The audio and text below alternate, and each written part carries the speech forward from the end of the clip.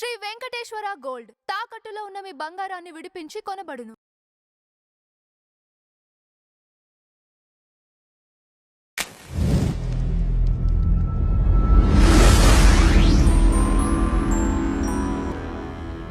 నమస్కారం నాగార్జున. నమస్తే అండి గారు. ఎన్టీ రామారావు గారి 103వ జయంతి సందర్భంగా అమీర్పేట్ అంటే హైదరాబాద్ నడి సెంటర్ లో ఆయన విగ్రహావిష్కరణ. అది ఎవరు?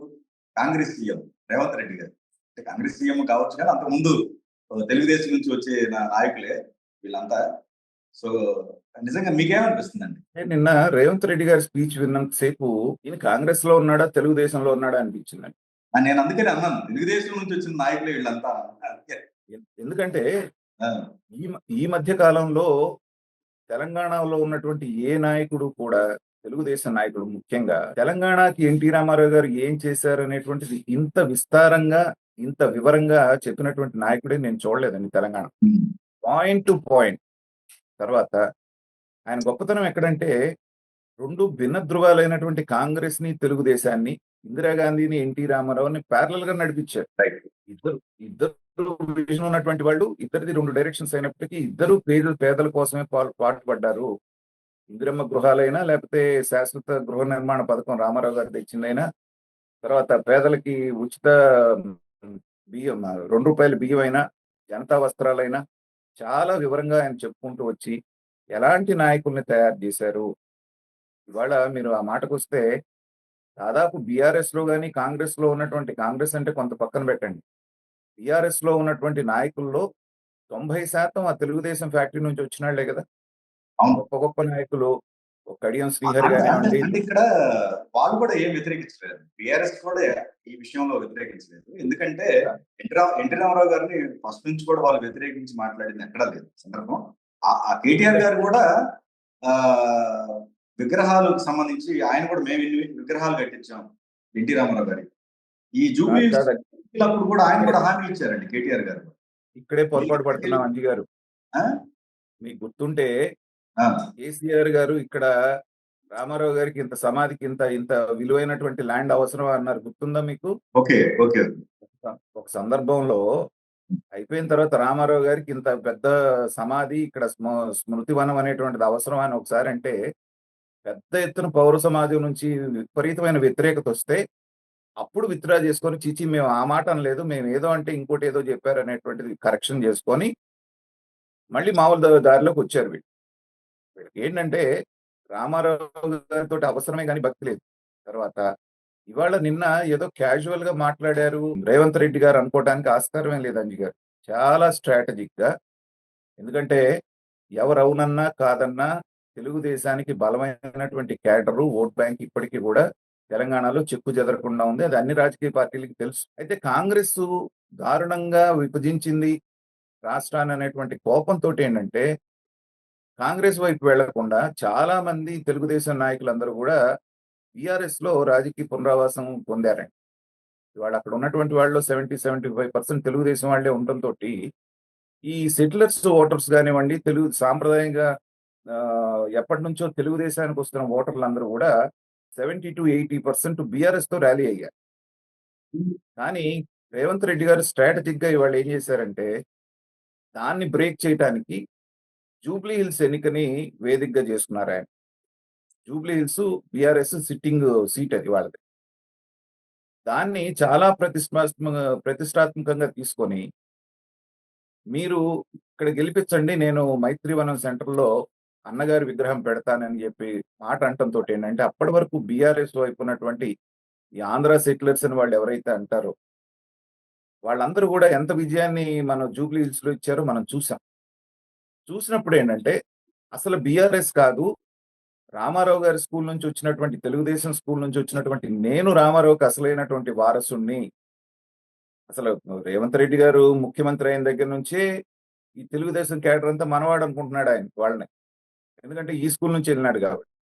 ఇప్పుడు ఏంటంటే అవుట్ అండ్ అవుట్ ఆంధ్ర మూలాలు ఉన్నటువంటి ఓటర్లను అందరినీ కూడా అటు బీఆర్ఎస్ కి దూరం చేసి ఇటు కాంగ్రెస్ వైపు చేర్చడం అనేటువంటి ఎజెండాతోటే ఆ విగ్రహం పెట్టడం కానివ్వండి, నిన్న రేవంత్ రెడ్డి మాట్లాడిన ప్రతి మాటలో ఆ భావం ధ్వనించి, ఒక పక్కన ఇందాక మనం మాట్లాడుకున్నట్టుగా కుహనా తెలంగాణ వాదులు అసలు ఆంధ్ర వాళ్ళ విగ్రహాలు ఇక్కడ ఎందుకని యాజిటేషన్ చేస్తున్నటువంటి టైంలో ఎవడైనా దాన్ని టచ్ చేయండి చూస్తానన్నట్టుగా నగరం నడిబొడ్డులో తీసుకొచ్చి రామారావు గారి విగ్రహం పెట్టడమే కాకుండా తెలంగాణ సమాజానికి రామారావు గారు చేసినటువంటి సేవల్ని ఒక్కటి కూడా మర్చిపోకుండా ₹2 కిలో బియ్యం పథకం దగ్గర నుంచి ఆడబిడ్డలకి ఆస్తి హక్కు దగ్గర నుంచి ముఖ్యంగా పట్వారీ పటేల్ వ్యవస్థని రద్దు చేయటం ద్వారా తెలంగాణ జీవన విధానంలో ఆయన తీసుకొచ్చినటువంటి మార్పులు. ఎందుకంటే ఆ పట్వారీ పటేల్ వ్యవస్థ కాళ్ళ కింద నలిగి పడి తెలంగాణ సమాజం కొన్ని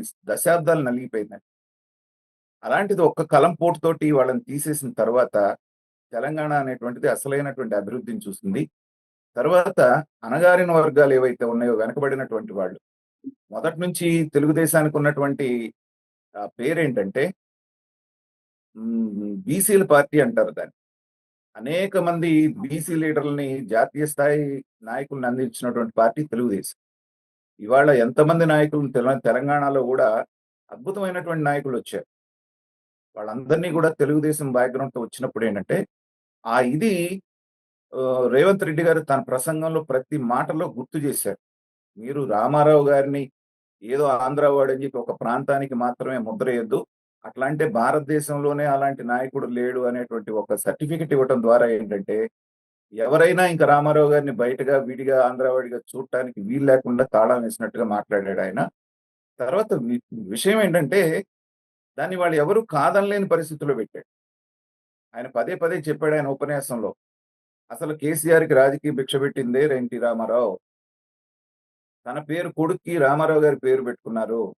రామారావు గారి పేరు పెట్టుకున్నటువంటి తారక రాముడు ఏమీ చేయలేదు కానీ ఇదిగో నేను చేస్తున్నాను మీకోసం అనేటువంటి ఒక ఇండికేషన్ ని సక్సెస్ఫుల్ గా జనంలోకి పంపించగలిగారు.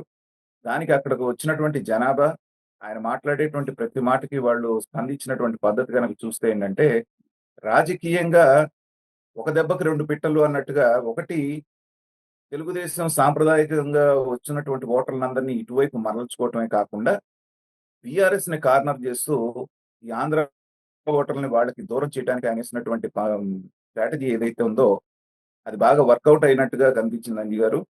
ఏది ఏమైనప్పటికీ ఆయన అన్నటువంటి మాట ఏదైతే జూబ్లీ హిల్స్ దగ్గర ఎలక్షన్ లో కనుక మమ్మల్ని గెలిపిస్తే మనందరి అభిమాన నాయకుడైనటువంటి రామారావు గారిది నగరం నడిబొడ్డులో నేను పెడతానన్నటువంటిది త్వరగా దాన్ని పూర్తి చేసి అందులో ఆయన 103వ జన్మదినోత్సవం సందర్భంగా చేయటం అనేటువంటిది చాలా ఇదిగా ఉంది. తర్వాత ఆయన స్పీచ్ మాత్రం నాకు అద్భుతంగా నచ్చింది అంజీ గారు. ఎక్కడా కూడా ఆయన నేను కాంగ్రెస్ పార్టీ చీఫ్ మినిస్టర్ అనేటువంటి మాట గుర్తు లేకుండా ఒక తెలుగుదేశం నాయకుడిగానే మాట్లాడుతూ కానీ ఎక్కడా కూడా కాంగ్రెస్ ని తక్కువ చేయకుండా మళ్ళీ ఇందిరాగాంధీని పలకరించాడు, రాహుల్ గాంధీని పలకరించాడు. తర్వాత ఇక్కడ ఉన్నటువంటి బట్టి విక్రమార్క, సీతక్క వీళ్ళందరూ కూడా రామారావు గారి విజన్ తో నడుస్తున్నారు అనేటువంటి ఫీలర్ ఇవ్వటం ద్వారా ఏంటంటే ఒకప్పుడు కాంగ్రెస్ తెలుగుదేశం వేరు కానీ రామారావు గారి సిద్ధాంతాలని తెలుగుదేశం సిద్ధాంతాలని ఇప్పుడు మేమే ముందుకు తీసుకెళ్తున్నాము, మేమే ఛాంపియన్స్ని, రామారావు గారి వారసులు అని చెప్పడానికి ఆయన చేసినటువంటి ప్రయత్నం చాలా వరకు సఫలమైందని విన్నటువంటి వాళ్ళు ఫాలో అయినటువంటి వాళ్ళు కూడా నిజమే కదా అనుకునేటట్టుగా సాగింది అంజీ గారు.